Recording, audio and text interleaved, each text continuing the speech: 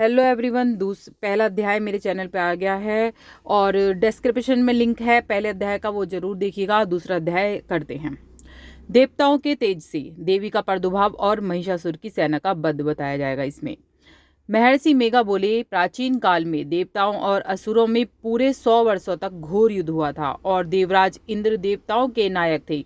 इस युद्ध में देवताओं की सेना परास्त हो गई थी और इस प्रकार संपूर्ण देवताओं को जीत महिषासुर इंद्र बन बैठा था। युद्ध के पश्चात हारे हुए देवता प्रजापति श्री ब्रह्मा को साथ लेकर उस स्थान पर पहुंचे जहां पर कि भगवान शंकर विराजमान थे। देवताओं ने अपनी हार का सारा वृतांत भगवान श्री विष्णु और शंकर जी से कह सुनाया। वह कहने लगे कि हे प्रभु, महिषासुर सूर्य, चंद्रमा, इंद्र, अग्नि, वायु, यम, वरुण और अन्य देवताओं के सब अधिकार छीन कर अब सबका अधिष्ठाता स्वयं बन बैठा है। उसने समस्त देवताओं को स्वर्ग से निकाल दिया है। वह मनुष्य की तरह पृथ्वी पर विचर रहे हैं। दैत्यों की सारी करतूत हमने आपको सुना दी है और आपकी शरण में इसलिए आए हैं कि आप उनके वध का कोई उपाय सोचे। देवताओं की बातें सुनकर भगवान श्री विष्णु और शंकर जी को दैत्यों का बड़ा गुस्सा आया। उनकी भौं तन गई और आंखें लाल हो गईं। गुस्से में भरे हुए भगवान विष्णु के मुख से बड़ा भारी तेज निकला और उसी प्रकार का तेज भगवान शंकर, ब्रह्मा और इंद्र आदि दूसरों देवताओं के मुख से भी प्रकट हुआ। फिर वह सारा तेज एक में मिल गया और तेज का पुंज ऐसा दिखता था जैसे कि ज्वालामान पर्वत हो। देवताओं ने देखा कि उस पर्वत की ज्वाला चारों ओर से फैली हुई है और देवताओं के शरीर से प्रकट हुए तेज की किसी अन्य तेज की से तुलना नहीं की जा सकती थी। एक स्थान पर इकट्ठा होने पर भी वह तेज एक देवी के रूप में परिवर्तित हो गया और उनके प्रकाश से तीनों लोकों में व्याप्त जान पड़ा। वह भगवान शंकर का तेज था। उससे देवी का मुख प्रकट हुआ। यमराज के तेज से उनके सिर के बाल बने। भगवान श्री विष्णु के तेज से उनकी भुजाएं बनी और चंद्रमा के तेज से दोनों स्तन और इंद्र के तेज से जंघा और पिंडली बनी और पृथ्वी के तेज से नितंब भाग बना। ब्रह्मा के तेज से दोनों चरण और सूर्य के तेज से उनकी उंगलियां पैदा हुईं। वसुओं के तेज से हाथों की उंगलियां और कुबेर के तेज से नासिका बनी।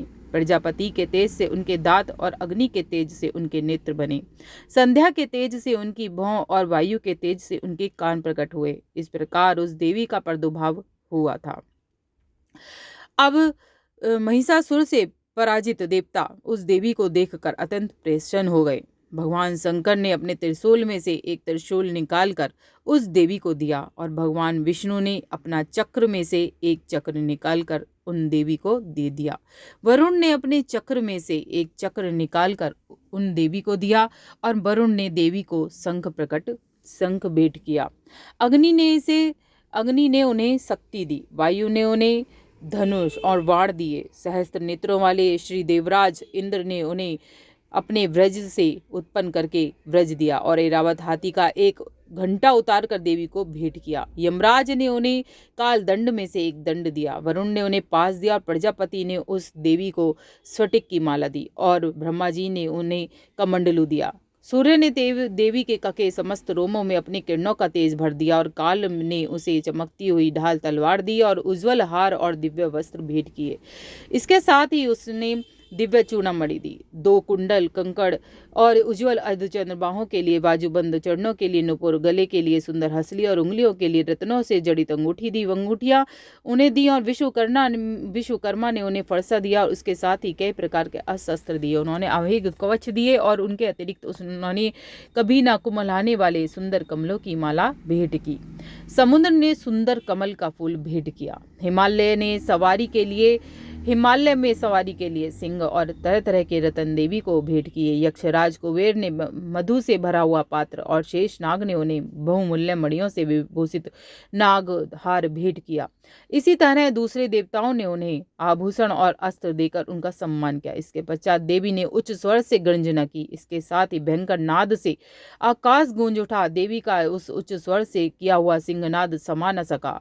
आकाश उनके सामने छोटा प्रतीत होने लगा। उससे बड़े जोर की प्रतिध्वनि हुई जिससे समस्त विश्व में हलचल मच गई और समुद्र कांप उठे, पृथ्वी डोलने लगी, सब पर्वत हिलने लगे। देवताओं ने उस समय प्रसन्न होकर सिंह वाहिनी जगत में देवी से कहा, हे देवी, तुम्हारी जय हो। इसके साथ महर्षियों ने भक्ति भाव से विनम्र होकर उनकी स्तुति की और संपूर्ण त्रिलोक को शोक मगन देख कर दैत्य गण अपनी सेनाओं को साथ लेकर और हथियार आदि सजाकर उठ खड़े हुए। महिषासुर के क्रोध को कोई सीमा नहीं थी। उसने क्रोध में भरकर कहा, यह सब क्या उत्पात है। फिर वह अपनी सेना के साथ उस ओर दौड़ा जिस ओर से भयंकर नाद का शब्द सुनाई दे रहा था, और आगे पहुंचकर उसने देवी को देखा जो कि अपनी प्रभा से तीनों लोकों को प्रकाशित कर रही थी।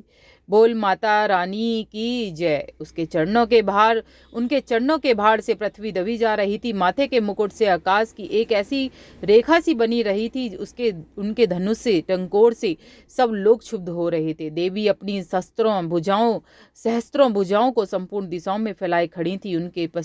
इसके पश्चात उनका दैत्यों के साथ युद्ध छिड़ गया। कई प्रकार के अस्त्रों से सब दिशाएं उद्राशित होने लगी। महिषासुर की सेना का सेनापति चिचुर नामक एक महान असुर था।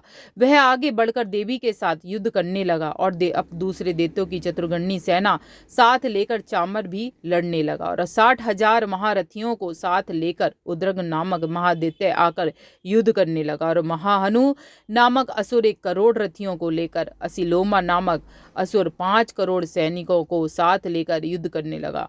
वास्कल नामक असुर 60 लाख असुरों के साथ युद्ध में आ डटा। विडाल नामक असुर 1 करोड़ रथियों सहित लड़ने को तैयार था। इन सब के अतिरिक्त भी हजारों असुर हाथी घोड़े साथ लेकर लड़ने लगे। इन सब के पश्चात महिषासुर करोड़ों रथों, हाथियों और घोड़ों सहित वहां आकर देवी के साथ लड़ने लगा। सभी असुर तोमर, बंदीपाल, शक्ति, मूसल, खड़ंगों, फरसों और पट्टियों के साथ रणभूमि में देवी के साथ युद्ध करने लगे। कई शक्तियां फेंकने लगे, कोई अन्य शस्त्र आदि। इसके पश्चात सब दैत्य अपनी अपनी तलवारें हाथों में लेकर देवी की ओर दौड़े और उन्हें मार डालने का उद्योग करने लगे। मगर देवी ने क्रोध में भरकर खेल ही खेल में उनके सब अस्त्र शस्त्रों को काट दिया। इसके पश्चात ऋषियों और देवताओं ने देवी की स्तुति आरंभ कर दी, और वह प्रसन्न होकर असुरों की शरीरों पर अस्त्रों की वर्षा करती रहीं। देवी का वाहन भी क्रोध में भरकर दैत्य सेना पर इस प्रकार विचरने लगा जैसे कि वन में दावानल फैल रहा हो। युद्ध करती हुई देवी ने क्रोध में भर जितने श्वासों को छोड़ा, वह तुरंत ही सैकड़ों हजारों गढ़ों के रूप में परिवर्तित हो गए। फरसे, बंदीपाल, खड़ंग तथा पटिस इत्यादि अस्त्रों के साथ दैत्यों से युद्ध करने लगे। देवी की शक्ति से बड़े हुए यह गण दैत्यों का नाश करते हुए ढोल, शंख, मृदंग आदि बजा रहे थे। तदंतर देवी ने त्रिशूल, गदा, शक्ति, खड़ंग इत्यादि से सहस्त्रों असुरों को मार डाला। कितनों को घंटे की आवाज से ही यमलोक पहुंचा दिया। कितने ही असुरों को उन्होंने पास से बांधकर पृथ्वी पर धर घसीटा। कितनों को अपनी तलवार से टुकड़े टुकड़े कर दिए और कितनों को ही गदा की चोट से धरती पर सुला दिया। कई दैत्य मूसल की मार से घायल होकर रक्त वमन करने लगे, और कई सूल से छाती फट जाने के कारण पृथ्वी पर लेट गए, और कितने ही बाणों से कमर टूट गई। देवताओं को पीड़ा देने वाले दैत्य कट कट कर मरने लगे। कितनों की बाहें अलग हो गईं और कितनों की गिरवाएं कट गईं। कितनों के सिर कटकर दूर भूमि पर लुढ़क गए थे। कितनों के शरीर बीच में से कट गए और कितनों की जीवजाएं कट गईं और यह पृथ्वी पर गिर पड़े। कितने ही सिरों पैरों को कटने पर भी भूमि पर से उठ खड़े होते और अस्त्र हाथ में लेकर देवी से लड़ने लगते, और कई दैत्यगण भूमि में बाजों की ध्वनि के साथ नाच रहे थे। कई असुर जिनके सिर कट चुके थे बिना सिर के धड़ से ही हाथ में शस्त्र लिए लड़ रहे थे। दैत्य रह रहकर ठहरो ठहरो कहते हुए देवी को युद्ध के लिए ललकार रहे थे। जहां पर यह घोर संग्राम हुआ था वहां की भूमि रथ, हाथी, घोड़े और असुरों की लाशों से भर गई थी, और असुर सेना के बीच में रक्तपात होने के कारण रुधिर की नदियां बह रही थी। और इस तरह देवी ने असुरों की विशाल सेना को क्षण भर में इस तरह से नष्ट कर डाला जैसे तृणकाष्ठ के बड़े समूह को अग्नि नष्ट कर डालती है। और देवी का सिंह भी गर्दन के बालों को हिलाता हुआ और बड़ा शब्द करता हुआ असुरों के शरीरों से मानो उनके प्राणों को ढूंढ रहा था। वहां देवी के गणों ने जब दैत्यों के साथ युद्ध किया तो देवताओं ने प्रसन्न होकर आकाश से उन पर पुष्प वर्षा की। बोल सांचे दरबार की जय। दोस्तों, पहला अध्याय मेरे डिस्क्रिप्शन में है, और भी सारे अध्याय डिस्क्रिप्शन में मिलेंगे। सभी चैनल पे वीडियो है, लाइक सब्सक्राइब जरूर।